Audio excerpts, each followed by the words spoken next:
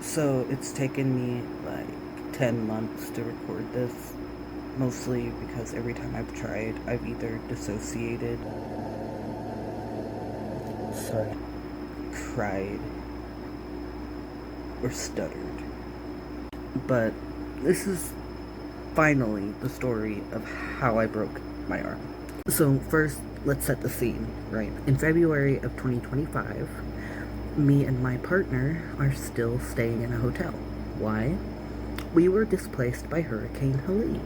From the time of the hurricane all the way up until like March of 2025. And I broke my arm in February of 2025. So we're staying at this FEMA hotel, right? So, wheelchair hotel. And my partner had went to get the car.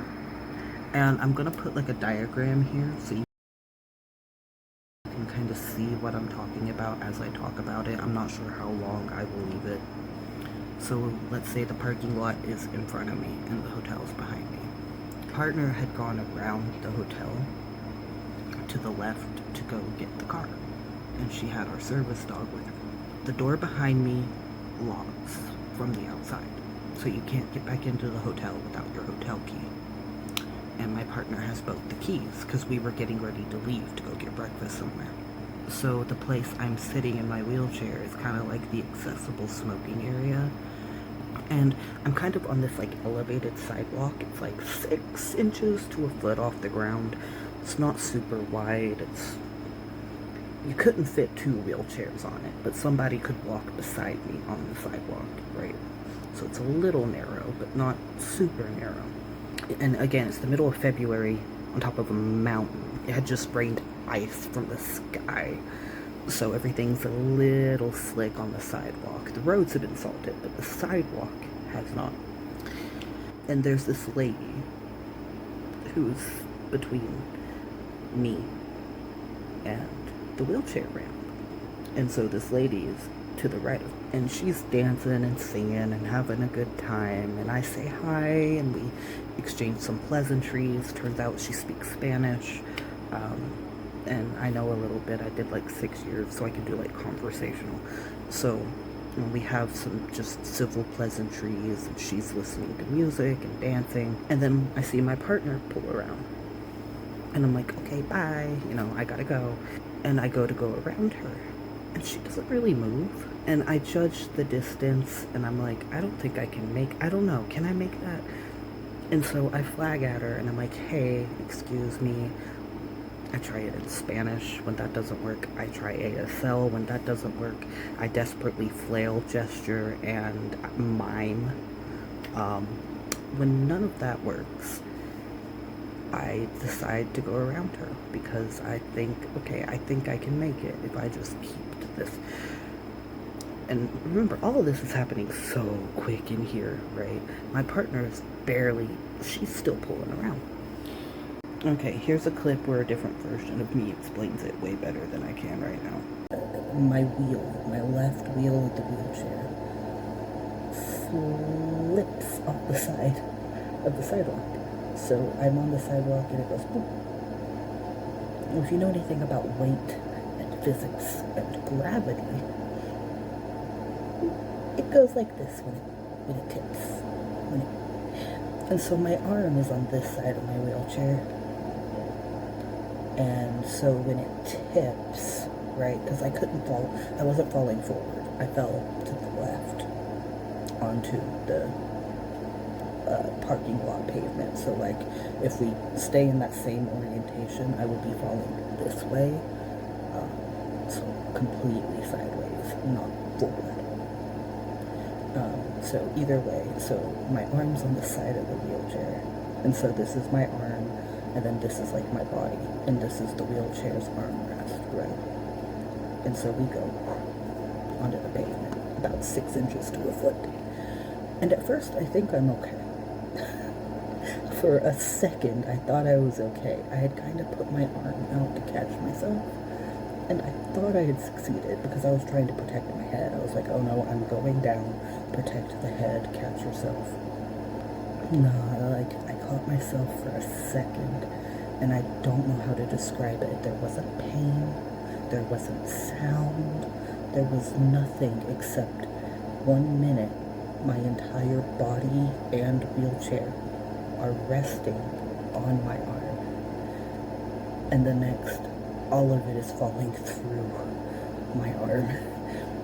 I just remember the shift of weight as I crashed into the pavement because I wasn't holding myself up anymore. And so here comes my partner running. So like while that's happening, my partner's, it's been 2 seconds. She drove right here, parked, pulled the e-brake, made sure our service dog was buckled in, and rushed over to me. That's how quick this happened. So she's there now, in front of me.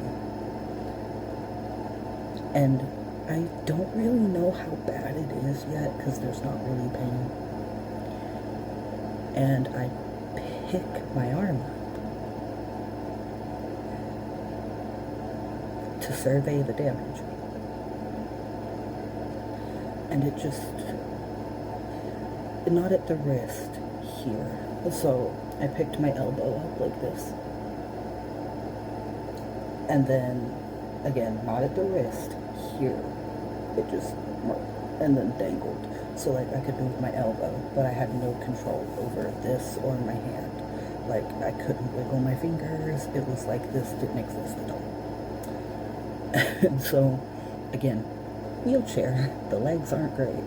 My partner helps me stand up and ushers me to the car. The whole time, the dancing lady who had been, on the sidewalk sees me fall and starts shouting, chair, chair, chair.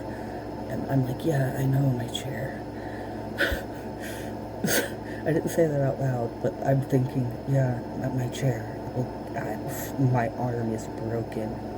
So my partner gets me in the car, buckles me up, and this is the winter, remember, it's February. And there's literal ice raining from the sky, okay? The point is, it's cold, because I'm wearing a onesie, and I'll put in a couple of pictures. I had on that onesie, and I had on a hoodie, and I think I had on a t-shirt under the hoodie, and I had like a beanie and everything else but that. So the whole time we're in the car, I'm kind of supporting it, right? Like once I saw it flop, I went, oh no, we got to stabilize that. They're going to want to put that back into place. That needs stabilized. That's going to be a hard time. So I grabbed it and I held it like this all the way to the hospital. And I'm wearing this big pink fluffy onesie. And we roll me in to the ER. And Buddy, the service dog, he's so good. He's so good the whole time. I almost forget he's part of the story when I'm retelling it because he was so good.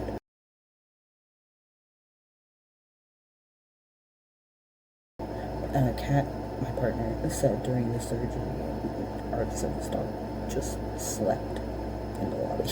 So, good boy. We get there, and I'm holding it like this. And they're asking me, do you think you can get your clothes off? And I kind of shuffled, and I went, I can't let go of it. It's just gonna dangle. And they went, okay. So they grabbed these, like, big medical scissors, like TV drama scissors, and they cut both my hoodie and my onesie off of me from, like, the shoulder down. The hoodie itself, they cut both shoulders off, but left the hoodie, like, kind of a tank top. But the onesie, they cut, like, all the way down my side, all the way down my front. They like cut it completely open. That way they could like get me out of it. And they took me to x-ray, and they had like given me a little pillow once they got the onesie off of me and all that fluff wasn't padding anymore. They gave me like this little pillow. And so I'm carrying it on this pillow to the x-ray. And we get to the x-ray room, and there's like 4 techs. And that's not including the one behind the glass. So I already know this is going to be fun for me. Because, like I said, it didn't hurt when it happened, but about halfway to the hospital, it started to hurt pretty bad. And so at this point, I'm just in a lot of pain. And so we start trying to position it to get the photos, and some of it's working and some of it's not. And like, I'm supporting it while someone else is supporting it, while someone's moving it, while someone's supporting that person. It was a whole team just to get these pictures. And we needed 3 of them and only got 2.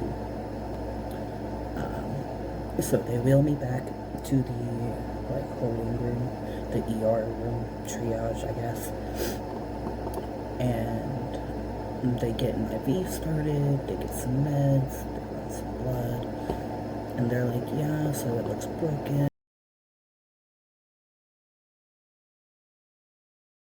And we'll probably have to do surgery, we'll probably have to keep you overnight. And they start getting everything kind of started. And then like maybe 20-30 minutes later, they come back. She says, actually, the surgeon just looked at your films. We're going to operate right now. We're going to start prepping you for surgery right now. The surgery is now. I went, oh, okay, it must be pretty bad then. I had like a mild panic attack on the way into pre-op, but once we got me into pre-op, I was okay.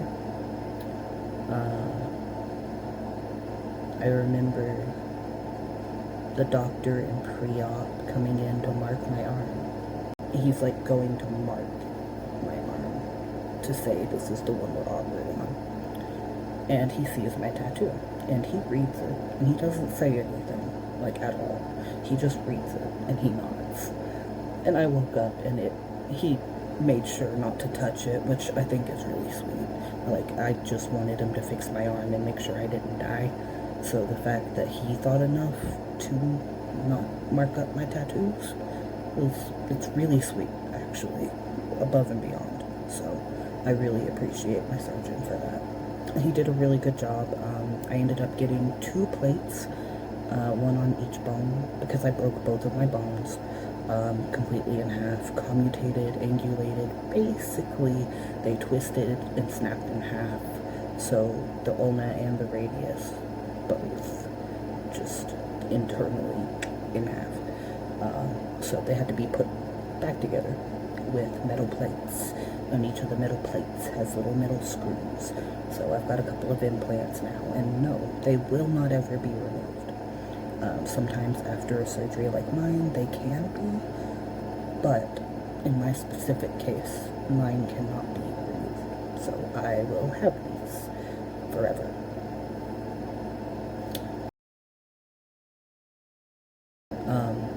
You can see this line here, but that's actually, this one here is from my compression sleeve. This is one of my scars here. This one healed a little bit better than the other one. And then the other one is kind of...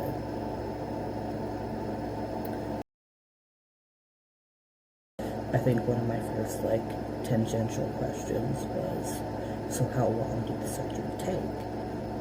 And I think they said somewhere between an hour, 30 minutes, and 2 hours. I think it was like right at 1:45. I'm not 100% sure though. They told, when they like wrapped me up in the surgery, they did a splint.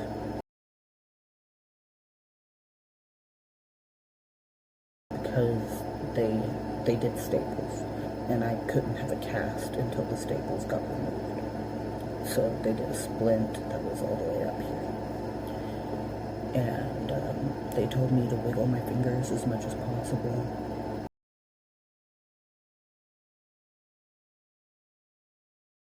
To preserve movement.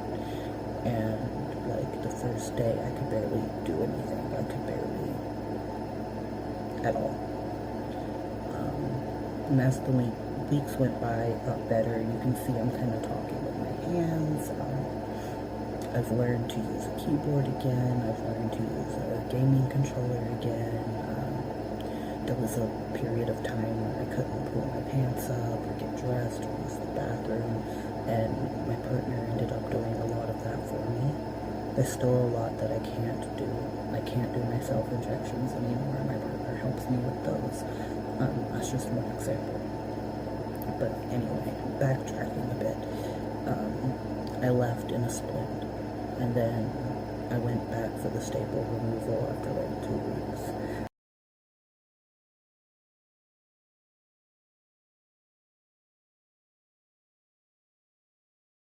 And then they did put me in a cast.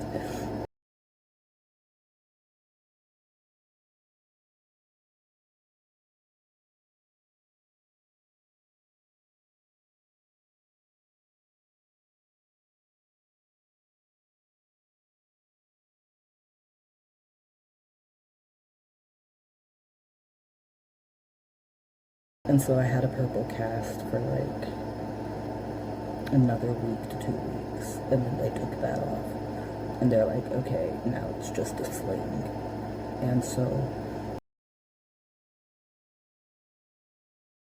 I had the sling for a week or two, and then it was nothing except checkups. You saw until like a minute ago I had this on. This is a copper compression sleeve. I still have, like I said, numbness and pain. I'm still recovering, plus there's some stuff that may or may not change depending on time. I literally snapped my arm in half. I'm lucky I can move my fingers at all.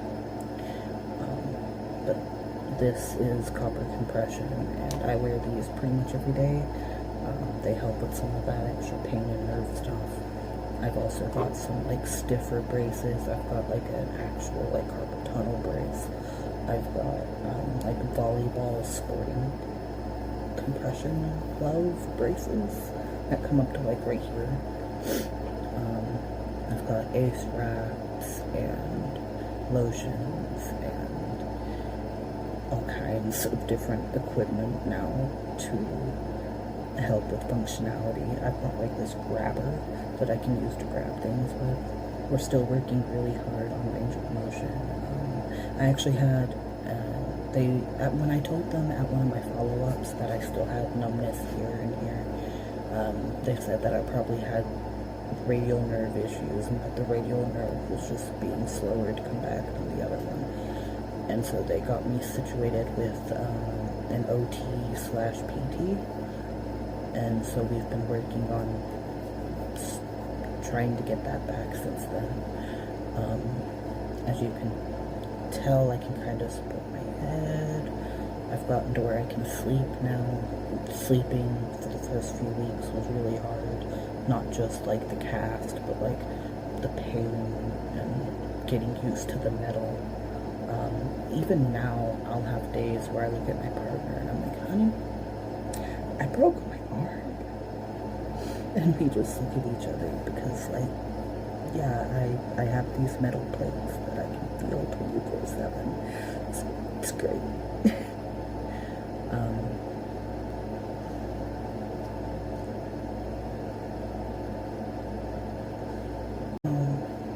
So, my service dog, he's still a service dog in training. He's in between 3 and 4 years. He's neuro alert, so he alerts me to my seizures. He alerts me if I'm going to faint, so he'll like support me if I'm not in the chair. When we're in the chair, he does mobility and guidance, so like he'll have his leash attached to the chair and kind of pull me along at close quarter. So he'll be my navigator, like, hey, go left, hey, go right. Which is kind of help for the vision thing too, not just motility. And he'll wake me up if I fall asleep without my sleep apnea mask. But the point is, he has adapted really, really well.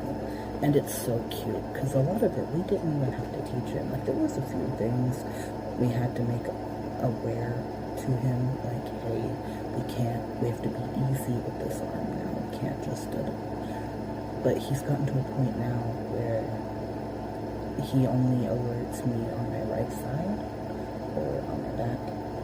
And if my partner is home, then our service dog will alert her if he can't alert me. He's learned to play easy with me, so instead of like dropping a toy for me to chase or get, he'll bring me a ball and gently drop it in my hand so I can throw it for him. All in all, he's just been really good about the whole thing too. There's a few more things I could talk about, but I'm running out of spoons.